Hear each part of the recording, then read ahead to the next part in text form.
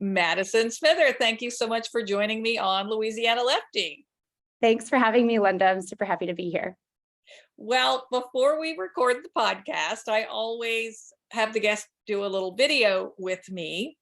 And I wanted to talk to you this week because Florida has been in the news, the West Coast, Gulf Coast specifically, due to Hurricane Ian.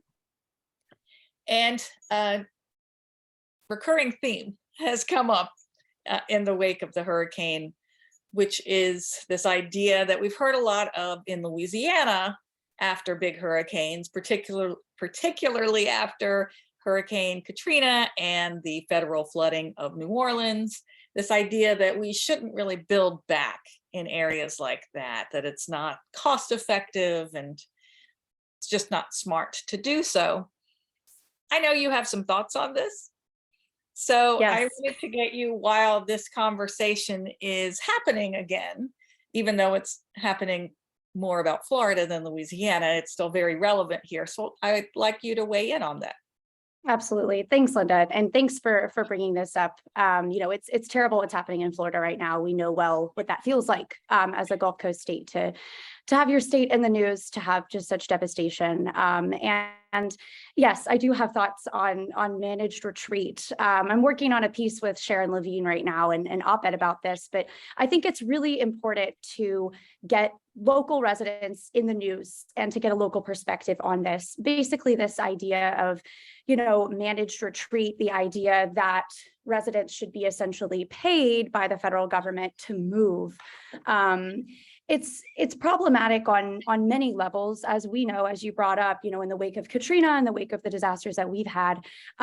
This hasn't been spun as a positive story. It hasn't been, let us coddle you and help you and move you somewhere else. It's been really a question of, should we invest in the Gulf Coast? Should we invest in Louisiana? Should we invest in Florida?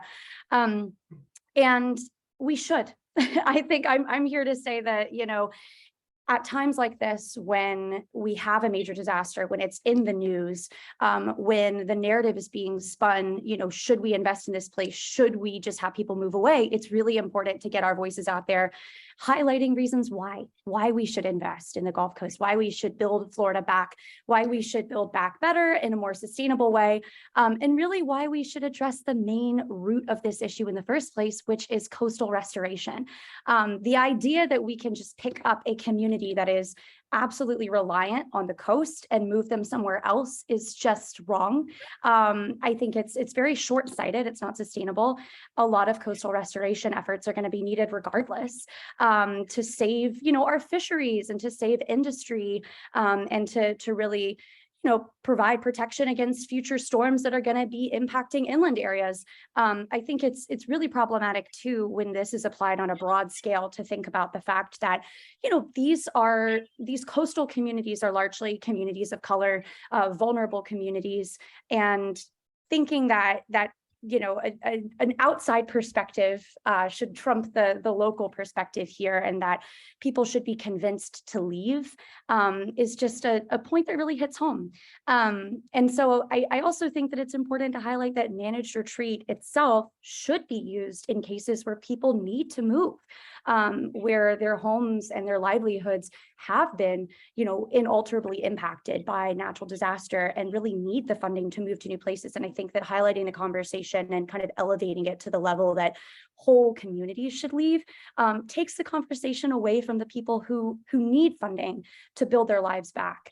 And we can get more into this. I'll let you kind of guide the conversation further. But well, what frustrates me, Madison, is when I look at the cost, the amount of money that they did not spend to shore up the levees in New Orleans before Katrina. It's a drop in the bucket compared to the money that they had to spend on the back end once disaster struck. And that's the short-sighted nature of it. We should be building these communities now, preparing them both for climate change, for disaster, but as you say, making sure we're shoring up the coast and protecting these communities better. But also, absolutely, there's ways to build buildings better that will make them, more protected against some of the worst that's coming. So, Absolutely. I mean, and you just can't, where are you gonna put all these people? Are you Right. taking them to Iowa? Like, what are we doing? And are you Right. just gonna keep like putting the port like further and further up the Mississippi? I mean, you've got to have a port. Right. So there's no, of course, I'm taking this back to Louisiana when we started Yeah. talking about Florida, but the point remains the same. There are, you know, shrimpers and fishers in Florida right now who live on their boats and who need a community to go to Right. for everything that they don't do on their boat, which is still a lot of things. So Absolutely. yeah, it's to me, obviously there are times when we'll need to relocate people. That's happening. We already know that's happening in Louisiana Yeah. by force, not by choice, Right. by force of what's happening with the coast. But Right. yeah, it's a strange conversation to me. And I know there were so many people who were so eager to come home when they were Right. dislocated after Katrina, telling them that they couldn't. Who does that? Right. Who does that? Exactly. It's so invalidating for a group of people who are termed resilient so many times over when we don't want to be, but we have to be. Right. And here again, we're forced to advocate for our community. We're forced to speak up and just really justify our existence in a way that I don't see other people having to do. And it's exhausting. But we should see this as an opportunity. We should see this. I mean, obviously, disaster is disaster. There's no positive way to spin that. But we need to be angry. We need to not be defeated right now. We need to make sure we take this chance to get our voices out there and to really change the conversation. Because, you know, as you said, what are we going to do? Are we just going to continue to move? I mean, New Orleans is a port city. There's a lot of coastal communities in Florida. Are we going to just keep, you know, moving the coastline in? I mean, these are very valuable industries. I mean, Louisiana, the whole Gulf Coast is described as an ecological treasure. I mean, we supply seafood. We have these, you know, biodiverse, really valuable ecosystems. And truly, we are an economic engine for the rest of the country. I think this whole narrative of extraction has been around for a really long time. We've been providing oil and, you know, all sorts of other natural resources to the rest of the country, and we haven't been getting much back for a long time. I think it's time that we really spin this around. There's a new idea out there, you know, in the wake of the Inflation Reduction Act and a lot of kind of movement being made on the green energy transition. There's this idea of blue carbon, the idea that, you know, wetlands and other kind of coastal ecosystems can actually be very effective carbon sinks, can be carbon offset programs. Yeah, we'll talk more about that on the podcast. Of But course, the other thing I wanted to bring up about this moving people out of their homes situation is the thing that has changed since Hurricane Katrina is the number of disasters, particularly climate related disasters that are happening across the country. So the other question, I jokingly said, where are you going to put them? Iowa. But there are so many communities with wildfires and more tornadoes, et cetera, et cetera. Where are you putting people where you deem it as safe and a place for them to not have to interact? And are you moving all of these communities? Are we taking everyone out of California? Like, what are we doing? So that's the other thing that has really come up since then. I'm a little bit surprised to hear this conversation come up again with Florida because of the number of disasters and climate related disasters that have occurred across the country since Katrina. Right. Absolutely. It really compounds this issue because the idea that we, you know, I mean, this in managed retreat and this whole idea, I just want to say too, you know, over the years, it's been termed controversial. It's been termed defeatist. It's been termed like a last ditch effort that frankly is too expensive.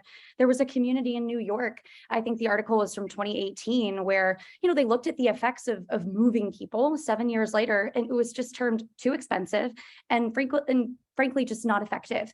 And you're right, this is happening over and over again. We're going to have more disasters. You know, we know that well in the Gulf Coast. We hate to say it, but this isn't working. It's not the right frame of mind to think that we can just keep retreating, keep moving people.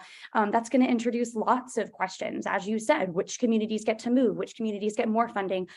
We need to reframe the discussion. As you said earlier, you know, investing in a community before these kind of disasters happen is really how you look to a sustainable future, really implementing sustainable infrastructure, really having a plan, really having, individuals have the resources and the ability to have a say in, how they want to remain in these communities, how they want to build back more sustainably. Because, we all share this earth together. We all share, this country together. Our communities are worth saving. They're worth protecting. They're worth just, making stronger as we move forward with this big transition. And I think that, climate is an urgent issue. There are a lot of effects that we're seeing right now. There's a lot of effects that we're going to see in 50 years and 100 years. And I think that it's short-sighted to think that we should give up now. This is going to be a fight that we're fighting for decades. And I think that we need to be doing all we can to help people step by step. And so I just really think there's so many options. There's so many ways that we can invest in our communities and really ask people what they need, engage local communities. And we really just need to turn this story around from this very defeatist, perspective of let's just give up, because it is not time to give up. Well, Morena and I will talk to you more about that on the podcast. So hang tight and we'll get over to that. Awesome. Thanks.